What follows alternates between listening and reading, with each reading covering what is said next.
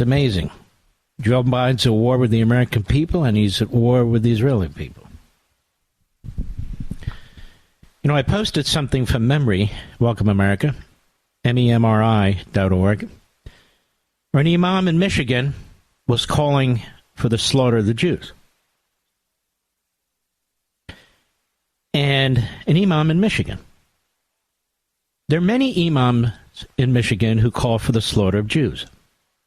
Many of them are in Dearborn, Michigan, but not exclusively. There are many imams all over the country, especially in California, who call for the slaughter of the Jews. Now, this should not be commonplace, because these same imams call for the overthrow of the United States government. They call for Islamist revolution in the United States. How did these people get here? Don't we even have any basic norms when it comes to immigration? And when you listen to them and when you read fantastic sites like Memory, they're speaking broken English. They're not they're here first generation. We have no standards anymore? And the group CARE can operate freely? Nobody's bringing lawsuits against them to try and bankrupt them like they are against other groups, the Federalist Society, National Rifle Association, the list is a long one. And, of course, the media cover it up. I spent this weekend on Life, Liberty, and Levin, Saturday and Sunday, going through the totalitarianism that is the Democrat Party. A real twofer when it comes to coups, trying to imprison Donald Trump so Joe Biden doesn't have to run against anybody but third party. And, of course, the coup in Israel. The Democrat Party is totalitarian. That's what it is. It's totalitarian. Trump is in Dayton, Ohio, Saturday, as you all know. And he's talking to auto workers and others. And he's talking about how there's going to be a bloodbath in the auto industry, because the communist Chinese are sending in, that is, pushing for vehicles, their vehicles, trying to get them through under the names of other countries. And here's what he says. Cut one, go. They want to do this all-electric nonsense where the cars don't go far, they cost too much, and they're all made in China.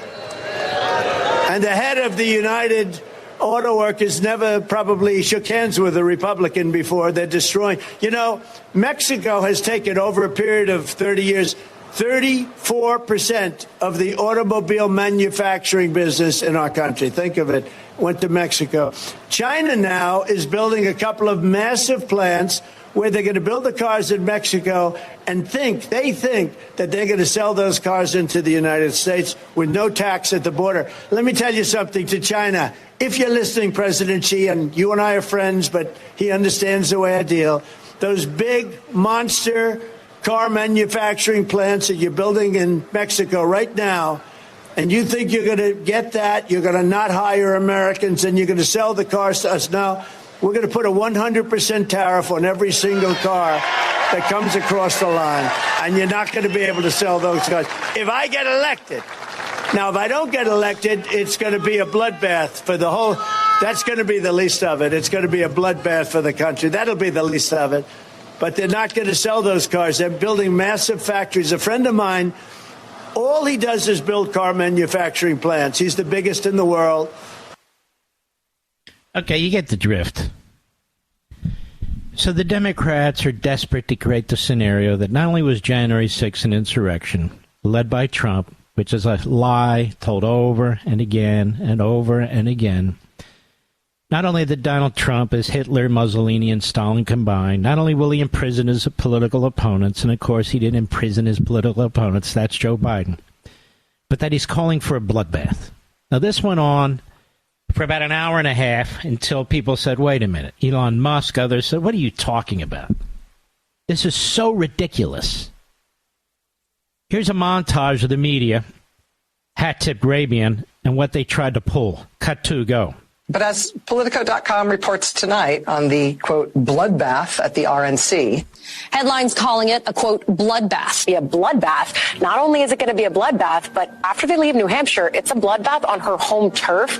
That's really tough. Trump has left a lot of corpses in his wake. I mean, we can count the bodies as part of the, quote, MAGA drive to take over Maricopa County. And the headline refers to it as an impending bloodbath. Columnist Charles Blow has a new piece for the New York Times entitled A Biden Bloodbath. 2018 midterms, you can bet that they 100% are fearing a slaughter. In fact, the word bloodbath and massacre come up frequently. The Republican Party will be destroyed. It's going to be a bloodbath. There's going to be a bloodbath one way or the other. Bloodbath for Bernie Sanders. It's been a bloodbath. They're shaping up to be a bloodbath. Head off a bloodbath in next year's crucial midterm. Off-year elections are often a bloodbath. This week's bloodbath for Democrats. A bloodbath at the ballot box. There could be a Republican bloodbath. They'll talk about a bloodbath. It's a bloodbath. I have to talk about you. It's going to be a bloodbath all day long. Is in for a bloodbath. Hasn't been a bloodbath on the way down. Donald Trump bloodbath. Be a bloodbath. Predicted to be a bloodbath. May not be the bloodbath. It would be a bloodbath. More of a bloodbath. It's going to be a bloodbath in November. Possible Biden bloodbath this November. A bloodbath on Wall Street. There's going to be a bloodbath in Alabama into a bloodbath. Obviously, there was a bloodbath. It was a bloodbath. We're down 800 points. This bloodbath at Department of Homeland Security. and it's a bloodbath today. There was going to be this bloodbath. Election bloodbath. It could be a bloodbath for them. Bloodbath, possibly. Bloodbath that went through with the Attorney General. Bloodbath 99 days out. The bloodbath is going to look like Presided over a bloodbath in the diplomatic corps. Absolute, in my opinion, bloodbath. The Democrats are calling it ticket sales turned into a bloodbath. Ticket sales for singer Taylor Swift's latest tour. It's safe to say. That's enough. It goes on and on and on. Media using the term bloodbath. Donald Trump uses it in a perfectly legitimate context, and then they lie. One after another. News organization. I counted 12. But there were many more. It's like the Charlottesville riot that took place, the protest there. But they kept twisting what Donald Trump said. He didn't say what they said he said. And right from this microphone, I played it for you. I read it again, the text, the actual text.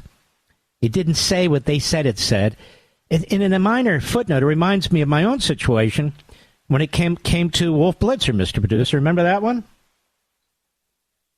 Did he say there or they? Oh, Mark's an I tell you, folks, this is how it works.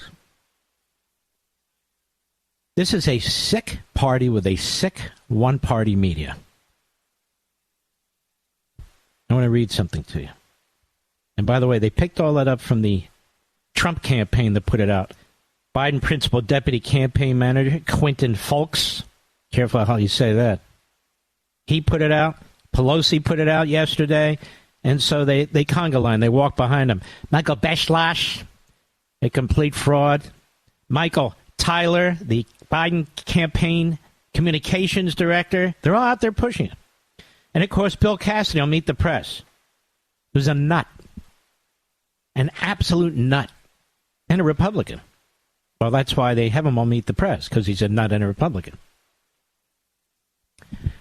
I'm going to take a little early break, and we're going to go through this, what you see. The Democrat Party trying to take Trump off the ballot. The Democrat Party twisting the Constitution into knots. The Democrat Party trying to put Trump in prison to clear the field for Biden. Biden trying to impose a coup on the leadership in Israel to install a government that he wants. Biden supporting imams and others who are talking about the elimination of Jews. He doesn't say a single thing. A single thing. If anybody got up at the pulpit and said the same thing about any race, except the white race, any race, we'd have headlines everywhere. I put it on my social media sites. Together, what do we have? About 5 million, all the sites combined, Mr. Producer? Something like that. A little over 5 million. I put it out. It's not like it's not available. I talk about it on the show. 14.5 million listeners on all platforms and formats. So it's not a secret. Now, if I say something they don't like, it'll be all over the place. But I'm telling them what these imams said and what these imams are saying, and there's crickets. So they must agree with them.